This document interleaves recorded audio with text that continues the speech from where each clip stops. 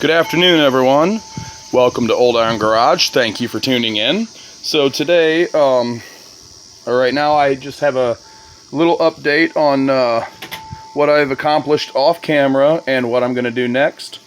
After I start uploading this video, I will get everything set up for the next video, which you'll actually get to watch me do some work in that one. But the work that I've done off camera was tedious and boring, and I didn't think that it was worth wasting anyone's time to make a video and upload. So anyway, without further ado, I got the engine out of the Bolens QT17. It was a little more laborsome than I wanted it to be because I could not get that half of the drive shaft off the engine without heating it, and I do not have a good torch set up here for heating that, so I opted to just take it out like this. So I had to remove more stuff off the tractor because I couldn't just take the engine up and out. I had to take it forward and then up and out, so I had to remove some more stuff off the front of the tractor than I wanted to. But anyways, it is out now. I was able to lift it out with the help of a neighbor friend. We help each other with heavy lifting. Yes, so anyways, this engine I feel like is a biohazard because of the nasty, nasty mouse nest that is in there. It is full of mouse piss and mouse turds, and it is disgusting and it stinks. So the reason why the engine had to come out to clean out this mouse nest is you could not remove the tins on the engine. Many of the tins on the engine, these little sheet metal pieces that help direct airflow around this engine because it is air cooled, you were not able to remove them, or at least very well, in the tractor. Some of them not at all. So engine had to come out. Now that it's out, I got all the tins off of the engine, and it is ready to clean. So anyways, the reason why, in case some of you are wondering why it's important to clean all this out of there. Number one, if you run the engine with this in there, all this mouse nest, you are going to smell it, and it is going to stink. Number two, more importantly, as I previously stated, this engine is air cooled. It relies on airflow through the engine, like around the engine, crucial parts of the engine, to cool it. The fins or blades on that flywheel work as a blower, and that directs air through the engine tins around crucial parts of the engine, like such as through the cooling fins on the cylinders and the heads. If there is a blockage, such as this big mouse nest, the engine will not cool properly. It'll get hot spots all over the place, and it will wear out prematurely. It will burn up. So that's why it's important. Plus, I like my equipment to be nice and clean. This is just common practice when I get a tractor in. Remove the hood, dash tower if I have to, anything that's in the way, so I can get, and then take the engine tins off, and so I can get all the way 360 degrees around the engine, and I power wash it. I degrease it and power wash it clean. I like my equipment nice and clean. So anyways, let's dive in here and take a look. There was a giant chunk of mouse nest here. It is now laying back there. It fell off when I moved the engine around. There's still some hiding up under there. Looks like, whoop. Ha. Hey everybody. So, looks like I still have a couple tins to remove here. Let's get those out of the way. So yeah, you can see more hiding back in there. It's a little bit on top of the engine, but that mainly came from just working on the engine. Yes, before I power wash, I am going to close off any openings, like the intake where the carburetor was. I'm going to seal this up, this breather tube, stuff like that,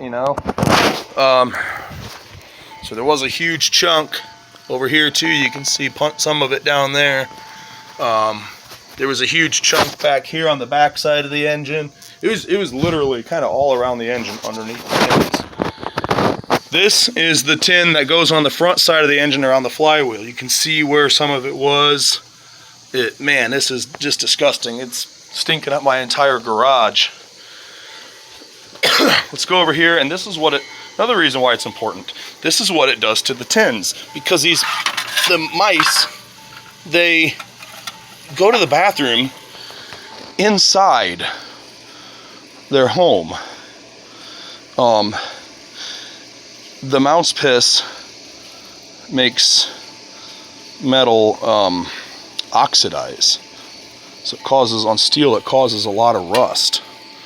So this one over here is really bad. It would have been sitting in this position here. So this down here, all the mouse piss smoke soaked down through the mouse nest really made that rusty. I am a little concerned, flip it over to see the bottom side, that after I clean it up I may have some pinholes. So I may be looking to source some more tins for this engine.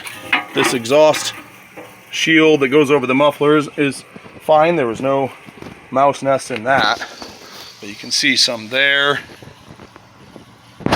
Yeah, this is just all a mess. I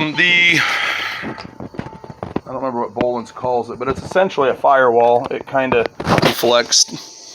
This kind of deflects some heat away from the battery and fuel tank. This seems to be in decent shape. We're just going to clean it like everything else though, and I'm going to clean the tractor again. We're going to hit everything with degreaser and a power washer, which I'll be getting set up to do after this video. But anyways, yeah, so I'm going to be cleaning in the frame here where the engine sat. Now, removing the engine exposed a few problems that needed addressed, and so I'm very glad that I had to remove it. One of them being over here, right here.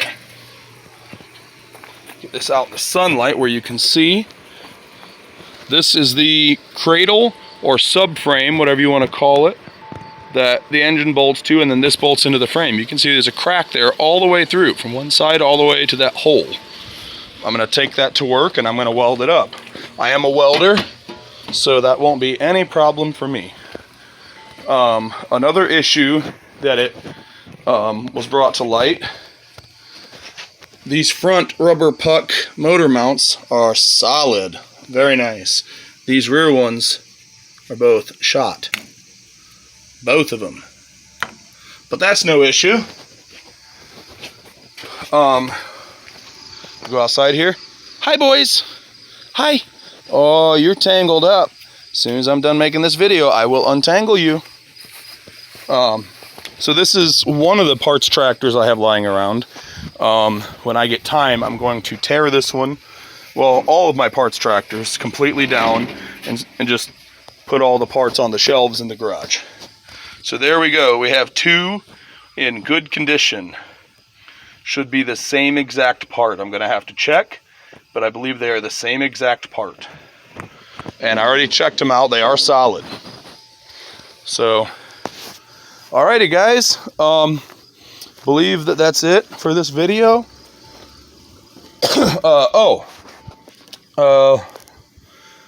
Another thing I'm going to do when I get ready to power wash, I'm not only going to take the engine and tins out there to power wash and the tractor, but I'm also going to take off the mower deck and power wash the top side, flip it over, power wash, clean the bottom side, fully inspect the shell for any cracks, any spots that are rusted thin. Something I just now noticed, looks like that hit something there. That looks to be bent in. I don't think that's supposed to be like that.